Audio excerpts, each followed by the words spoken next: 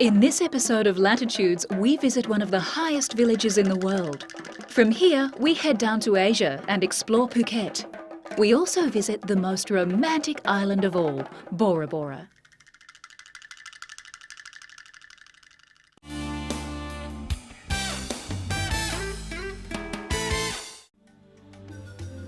Tahiti consists of 35 islands and 83 atolls. It has been 5 million years since this magical island called Bora Bora rose from the sea. If you are considering a tropical island vacation, take a close look at the magical Tahitian island Bora Bora. Most of Bora Bora's resorts are located on beachfronts, and they are styled with a beautiful blend of modern and traditional Tahitian architecture.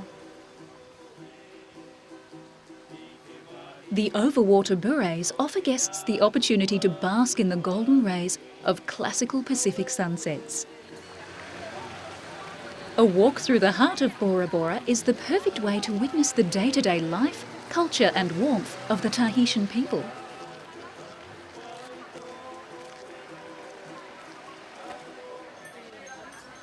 Many are surprised at the hustle and bustle of the trading and the range of handmade goods, gifts and souvenirs that are available in the town's marketplace. Due to its rarity, the Tahitian pearl is synonymous with magic and perfection. To create a necklace, hundreds of similar pearls need to be examined for size, roundness, colour and quality.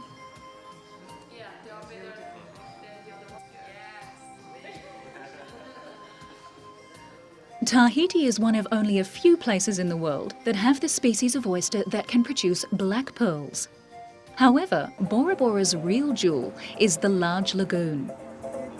The lagoonarium is a pleasant boat ride to a small island on the western side of the lagoon. The lagoonarium is a fenced-off area that holds a large variety of marine life. Surprisingly, it is the sharks that are most timid, and they sometimes require some persuasion from the guides to meet the people.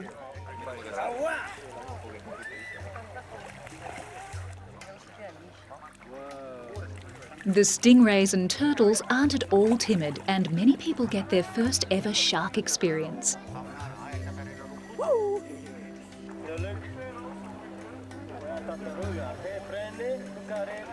Many people have commented that the gentle eagle rays are their favourite lagoonarium dweller.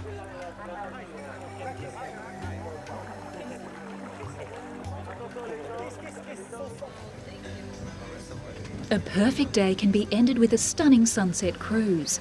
A number of large catamarans are available for group hire or intimate hire. Tahiti's sunsets are described by the locals as being like black pearls. There are never two that are identical. There are many great activities at Bora Bora, but many find the jet ski as a perfect way of exploring the large lagoon. You can speed across the water and watch the changing colours. Deep blue water gives way to the emerald green of the shallow water. For action-type people, this is an ideal pastime.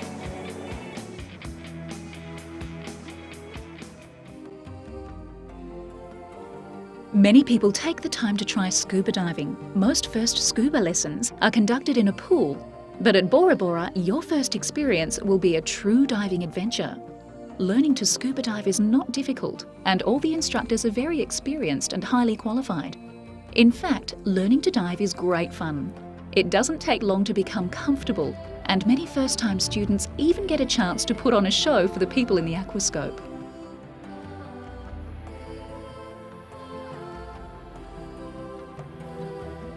After a couple of lessons, the instructors will take you out to meet the locals. These are large manta rays that measure up to 3 meters in width. The manta rays are curious and will often stay around the divers for some time. When they have satisfied their curiosity, they simply glide off into the deep blue.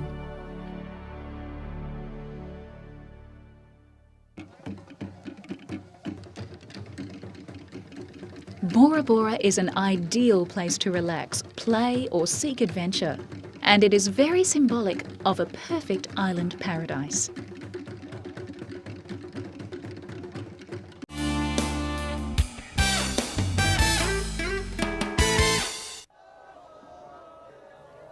For centuries, Tibet has held a fascination for many explorers. In this instance, we are witnessing the Great Prayer Festival at Labrang Monastery, high on the Tibetan Plateau in western China.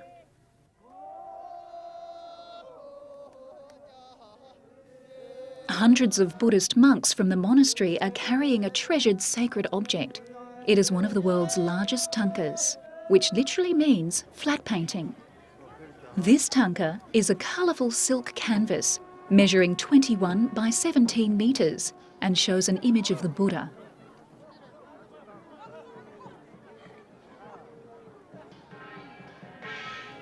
Tibet has a population of almost 2 million, and almost all practice Buddhism. Religion plays a very significant role in the Tibetans' lives.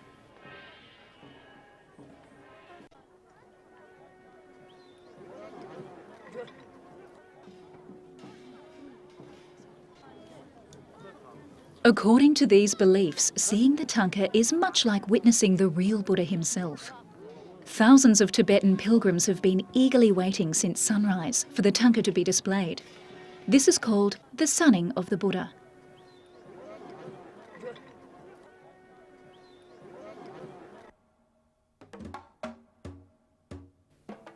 The pilgrims pray for happiness and peace in this life and their next. A tanka can be produced in any size, and they can be painted or embroidered.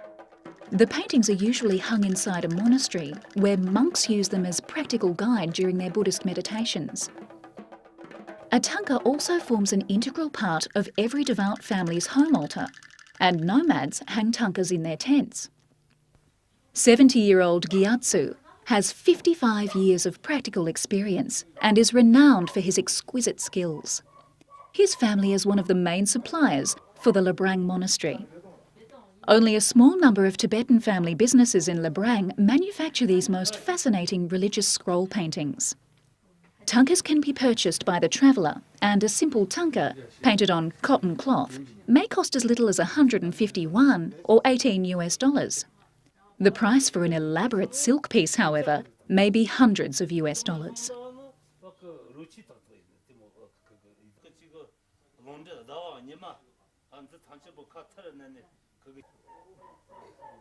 This religious art dates back to the 13th century and must be painted according to strict rules that dictate every form and shade of colour.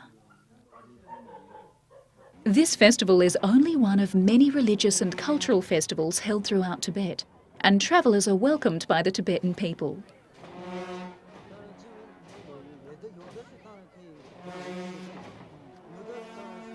If you're looking for a most remarkable holiday, be sure to look at Tibet.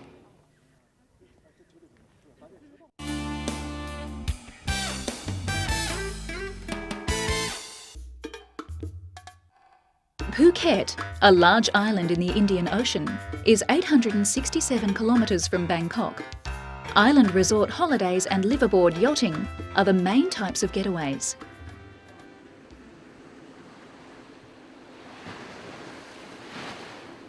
Numerous perfect white beaches are waiting for you to frolic in their shallows or simply relax away the day. All Phuket's resorts provide everything from exciting sports including canoeing and sailing.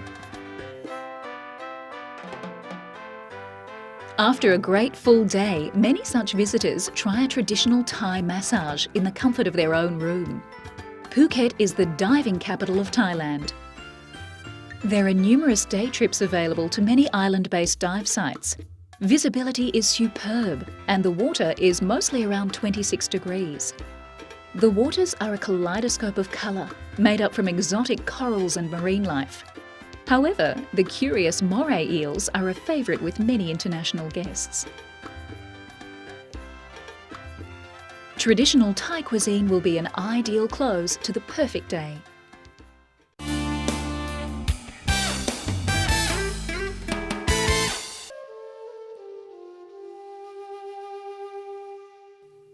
India lies south and China is to its north, and pristine beauty and rich culture awaits the traveller who ventures to Nepal.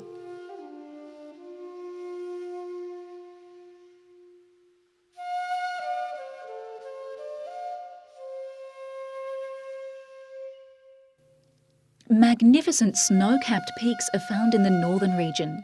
Lesser mountains and the Nepal Midlands are located in the central region, and tropical jungles and fertile plains can be explored to the south. Kathmandu is Nepal's biggest and most cosmopolitan city, a meeting place of dozens of ethnic groups.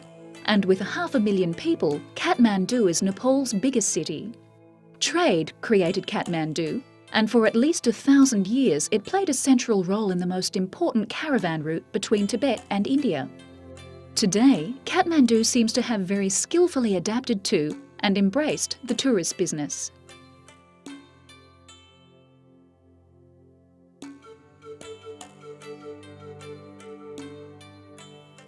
Wandering the streets of this most fascinating city is like stepping back in time. Everywhere, medieval relics seem to attract the eye. Time-worn temples lay beside a former king's palace, which hold intricately carved icons. The people of Nepal welcome tourists, and for the most part, they live their lives pretty much as they always have, celebrating proud traditions and a tried and proven culture.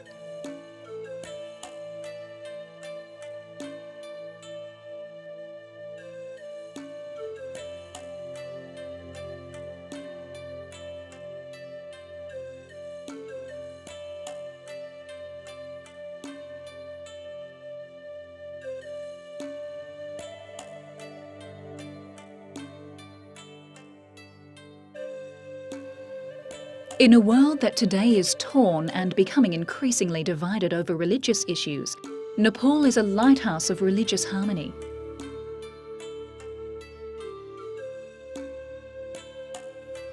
For centuries, followers of the Buddhist and Hindu faiths have lived side by side, allowing their beliefs to intermingle and grow.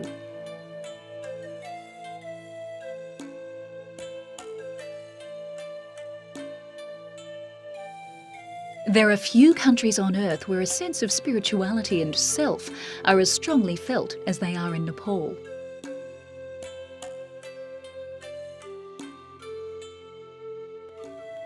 For many people, Nepal represents the gateway to the Himalayas and adventure. Not all want to climb Mount Everest, but most do want to view this most majestic natural attraction.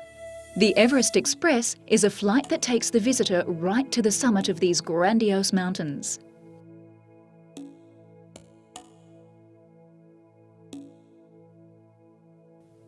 The Everest mountain flight is just the start of what can be described as a trekker's heaven. The Middle Hills region is awash with green and with the colours of the harvest to come, and support many small but vibrant village communities.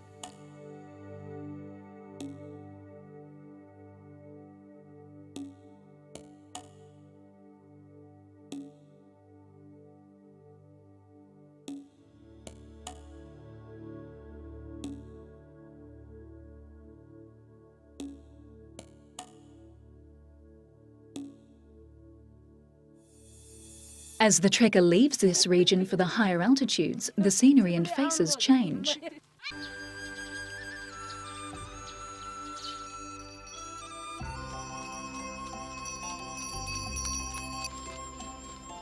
Nepal is a land that is largely defined by its geographical features.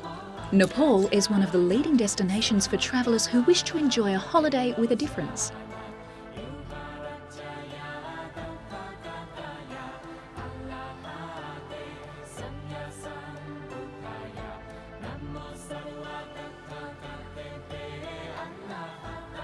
Many trekking routes begin in the charming lakeside town of Pokhara. Visitors always seem to spend more time than planned in this picturesque village.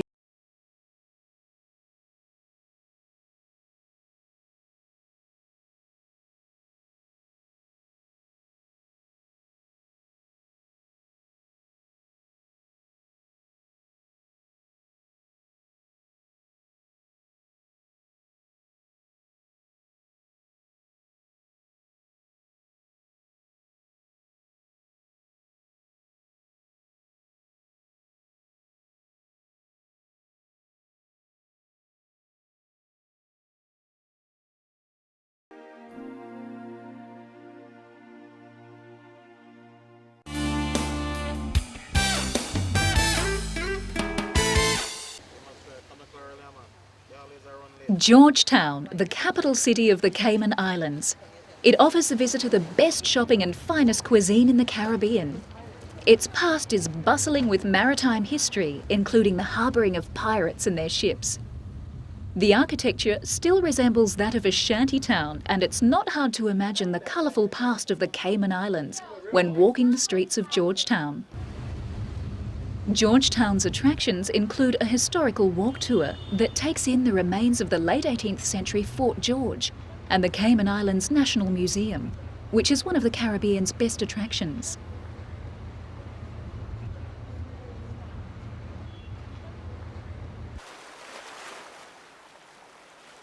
This is one of the world's most famous beaches, 7 Mile Beach on Grand Cayman Island. Grand Cayman is the largest of the 3 Cayman Islands, and it is believed the first to explore these islands was Christopher Columbus in 1503. By the time Francis Drake arrived on Grand Cayman in 1586, the islands were commonly known as the Caymanas. However, permanent settlement didn't occur until the 1660s. Today, like the pirates of yesteryear, Grand Cayman is regarded by many as one of the world's most ideal island getaways. The gateway to Grand Cayman is the fabulous 7 Mile Beach, which holds the majority of hotels, resorts and shopping amenities. Over 900,000 visitors per year arrive at Grand Cayman to experience the sun, sea and sand activities that the Cayman Islands are famous for.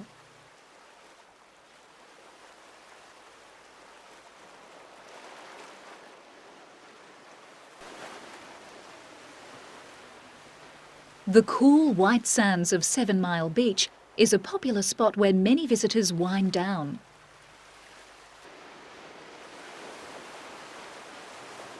Seven Mile Beach is an example of life on Grand Cayman, which is laid back and relaxing.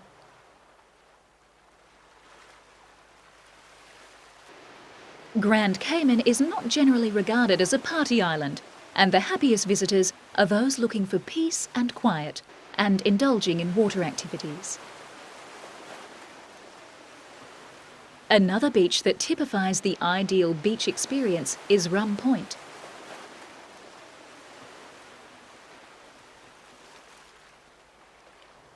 Perfect white sands melt into the turquoise blue of the gentle lapping water of the Caribbean Sea.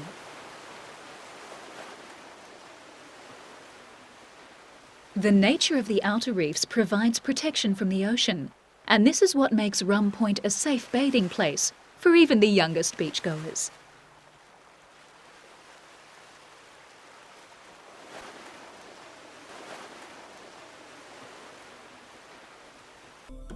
Pedro St. James Castle is perhaps the most important National Historic Site of the Cayman Islands, and it's the newest tourist attraction.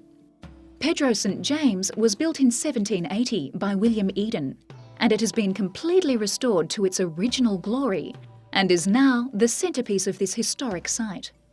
This great house is the birthplace of democracy in the Cayman Islands, as the first government was formed in the building in 1831.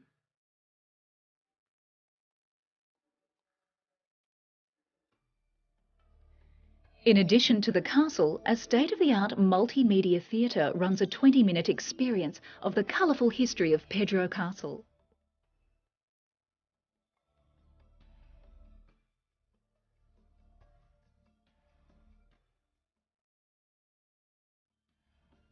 The presentation enchants with authentic setting and real-life drama.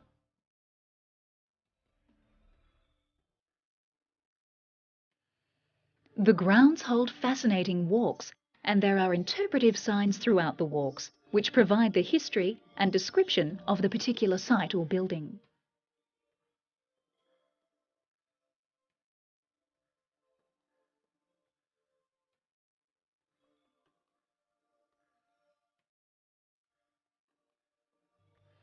The walks will also take you through meticulously maintained and beautiful gardens.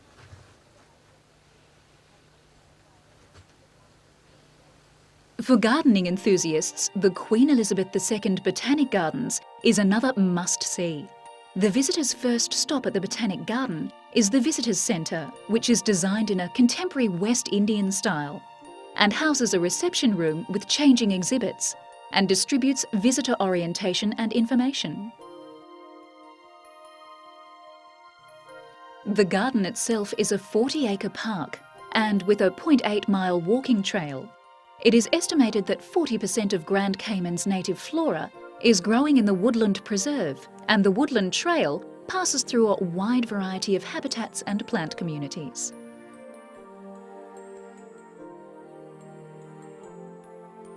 Much wildlife can also be found in the preserve, including the blue iguana, which is Grand Cayman's largest native land animal.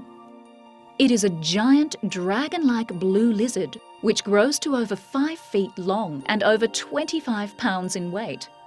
The National Trust's Blue Iguana Recovery Program is based in the Queen Elizabeth II Botanic Park and is on course to a goal of hatching and later releasing 100 blue iguanas per year.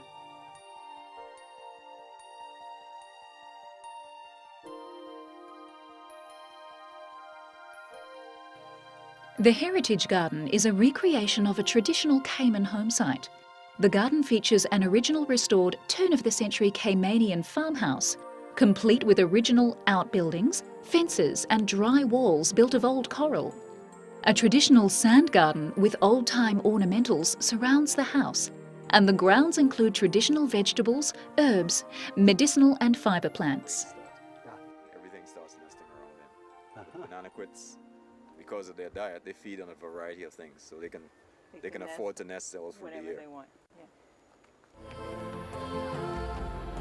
Join Latitudes again when we next trek the globe and explore fabulous and exciting vacation ideas. For further information regarding any story on this episode, log on to www.pbtv.com.au. This program is proudly supported by PATA and Always Dive Australia.